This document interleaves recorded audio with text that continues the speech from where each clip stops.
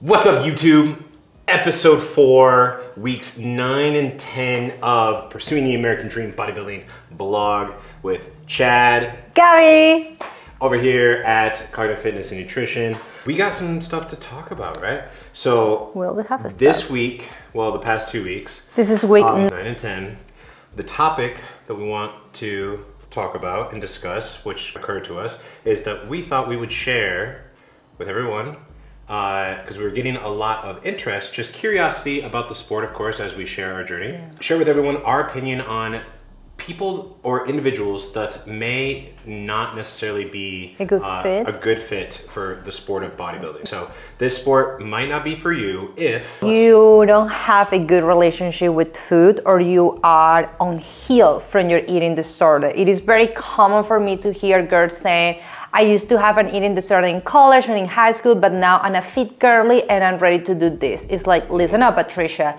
You haven't put yourself to this amount of limitations and restriction as the sport asks you to be. And if you don't understand that this is temporary and you let your mind play games in your head, you can turn this into a very, very toxic eating disorder for the long term that you haven't even been there. And I don't feel that someone that should be putting themselves in that position. You really want to make sure that if you have an eating disorder, that you are healed from it and that you have awareness of your triggers.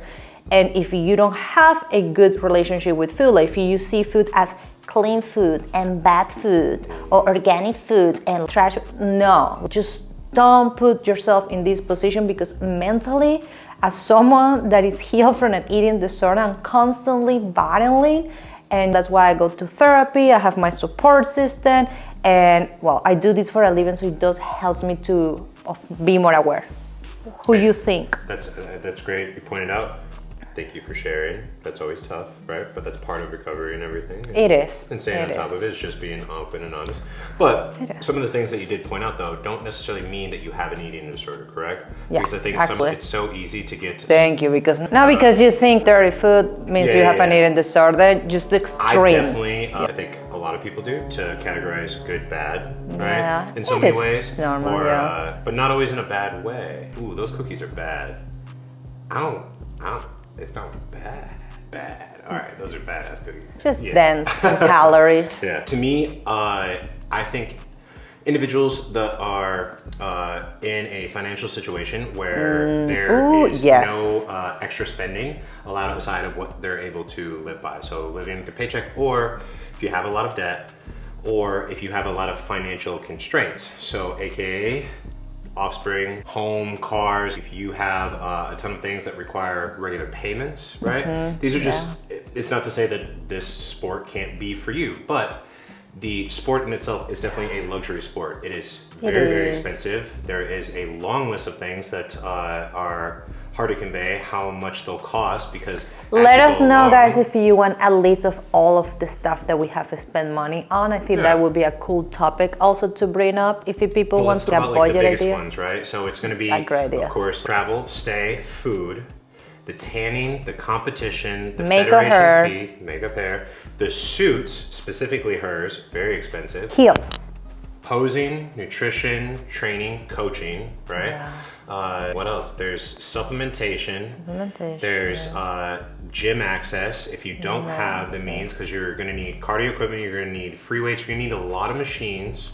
If we sat down, but even just with that, look at how long that list is. But that's additional cost on top of what your already cost of living, right? So it's not like these other things like your mortgage or your utilities are going to change. Absolutely. In fact, some of these things may go up. Your food budget has to come higher. So those are our opinions on who maybe this sport isn't for, but we would love to discuss it. So if you have your thoughts, drop it in the comments, or if you want to see a list of all the things and how much it's been costing us, we'd be happy to share.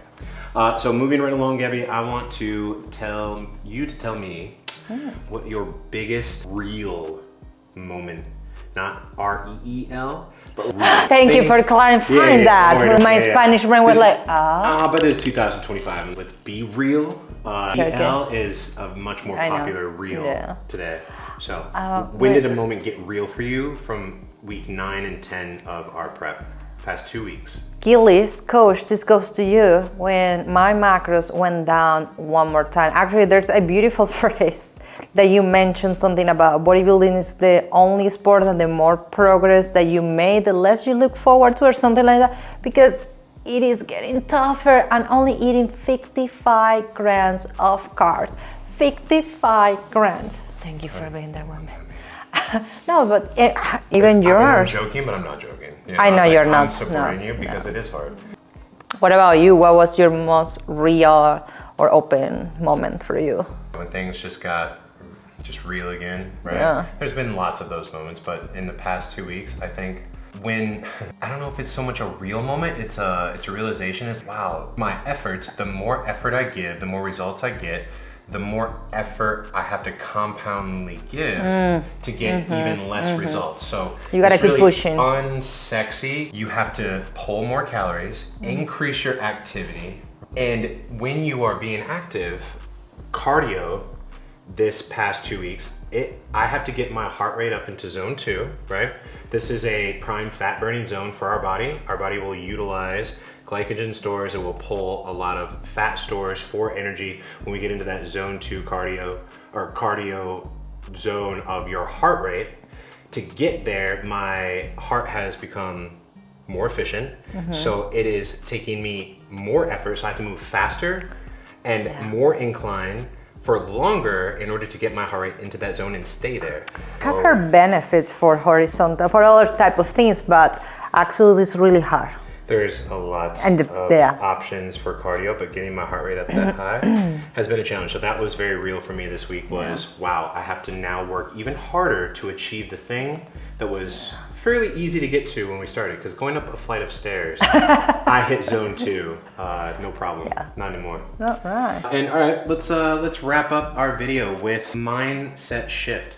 So how would you say that your mindset has shifted maybe in the past 2 weeks? Or have you helped someone shift their mindset because of your bodybuilding prep? Something that I'm realizing that is happening, and I'm actually proud of that, is I feel that I'm able, through example, prove other girls that certain things that we're gonna go through every single month, no matter what, unless you are a perimenopause or PCOS or other things, there are no determined limit for you to accomplish something.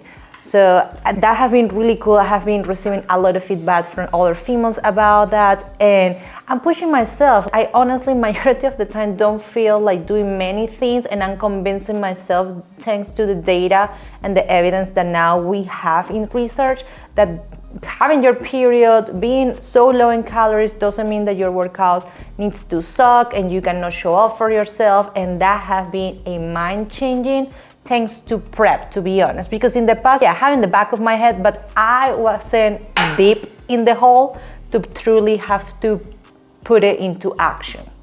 Interesting. That's what really about important, you? because we have not deloaded all of prep. No, you keep pushing me. Well, you have continued to be able to keep up with the efforts, the weight amount, the number of reps, the actions. Hit a PR today. I was gonna say, you've hit multiple PRs. I know I have.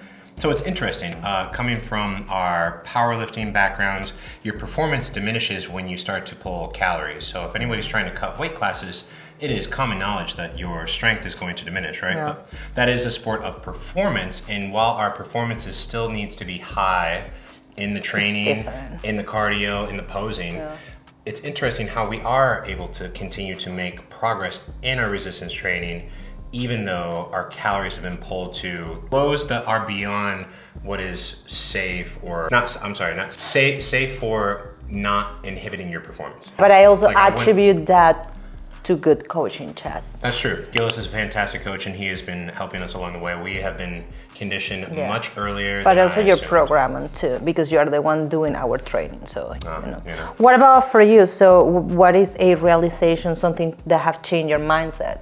I don't know if it changed my mindset, but it's a constant reminder. My finitude. So if you don't know what finitude is, it's essentially the fact that we are limited on many things: our time, our resources, our energy, our ability to do lots of things all at once. It's essentially where our limits lie. And that's always hard for, I think, most people to accept, is that we do have limits on every aspect of what makes life. So during prep, you're just reminded, because the level of task completing that I have right now is, it's a PR per day. The amount of things, the weighing, the food, everything in prep, plus so many work related and other chores, it's constant. I don't think there's ever been a time in my life I've completed more tasks, but there is still more tasks that I'm always left yearning that I wish I would have done, or feel guilt that I didn't make time for. And it's like, the mindset I have to continue to shift is that no matter what, no matter how structured and detailed and efficient I am, I only have 24 hours in a day. Everyone has only 24 hours in a day. All right. That meant to be less sad than it sounded. But I think that's just prep. That's like the tone. Tragedy, Gabby. Hey, but this is a choice, not a chore. That's absolutely right. And we are proud to be able to make it here, pursuing the American dream. Thank you for watching and sharing with your friends. Goodbye.